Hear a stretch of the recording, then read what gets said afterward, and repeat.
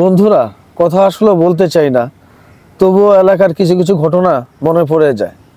আমাদের পার্শ্ববর্তী এলাকায় এক ভদ্রমহিলা কিস্তির টাকার জন্য সকালবেলা পায়চারি করতেছে।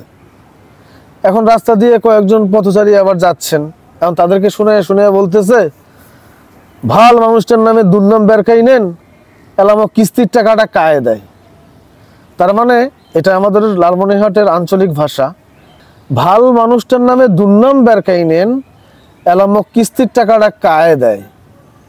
মানে এর অর্থ হচ্ছে এটাই যে ভালো একজন মানুষের নামে আপনারা অপবাদ বের করলেন, এখন সকালবেলা যে তাকে কিস্তি দিতে হবে, এই টাকাটা কে দিবে? বুঝেন না এই বিষয়টা?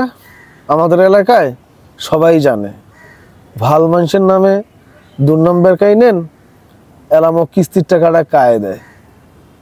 ভালো থাকবেন সবাই। আসসালামু আলাইকুম।